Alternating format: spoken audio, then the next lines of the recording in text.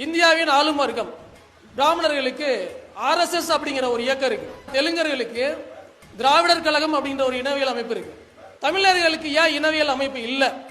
தமிழர்களுக்கு என்று ஒரு இனவியல் அமைப்பை ஆரம்பிக்க வேண்டும் என்று அறைகூவல் விடுத்தவர் முதலாக நம்முடைய பாண்டியன் ஐயா.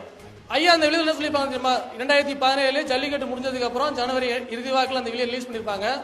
அந்த வெளியத்தில் என்ன சொல்லியிருக்காங்கன்னா, தூய தமிழர்கள் யாரேனும் இந்த தமிழ் இனத்தை பாதுகாக்க தமிழர் இனவியல் அமைப்பை ஆரம்பியுங்கள் என்று அறைகூவல் விடுக்கிறார்.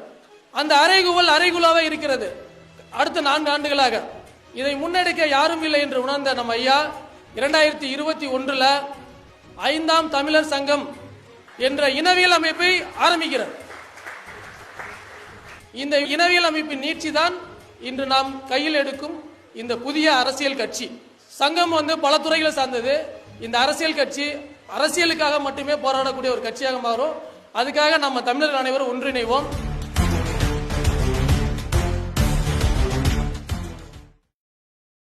இந்தியாவின் ஆளும் வர்க்கம் பிராமணர்களுக்கு RSS அப்படிங்கிற ஒரு இயக்கம் இருக்கு. தெலுங்கர்களுக்கு திராவிடர் கழகம் அப்படிங்கிற ஒரு இனவியல் அமைப்பு இருக்கு. தமிழர்களுக்கு ஏன் இனவியல் அமைப்பு இல்லை? தமிழர்களுக்கு என்று ஒரு இனவியல் அமைப்பை ஆரம்பிக்க வேண்டும் என்று அறைகூவல் விடுத்தவர் முதலாக நம்முடைய பாண்டியன் ஐயா. அந்த வெளியில் என்ன சொல்லியிருப்பாங்க தெரியுமா? 2017 ஜல்லிக்கட்டு முடிஞ்சதுக்கு அப்புறம் ஜனவரி இறுதி வாக்கில் அந்த வெளியை ரிலீஸ் பண்ணியிருப்பாங்க.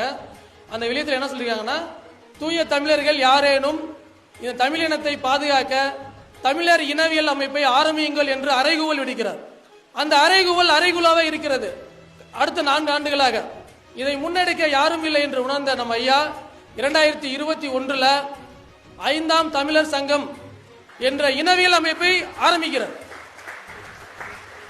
இந்த இனவியல் அமைப்பின் நீட்சி தான் இன்று நாம் கையில் எடுக்கும் இந்த புதிய அரசியல் கட்சி. சங்கம் பல துறைகளை சார்ந்தது. இந்த அரசியல் கட்சி அரசியலுக்காக மட்டுமே போராடக்கூடிய ஒரு கட்சியாக மாறும். அதுக்காக நம்ம தமிழர்கள் அனைவரும் ஒன்றிணைவோம்.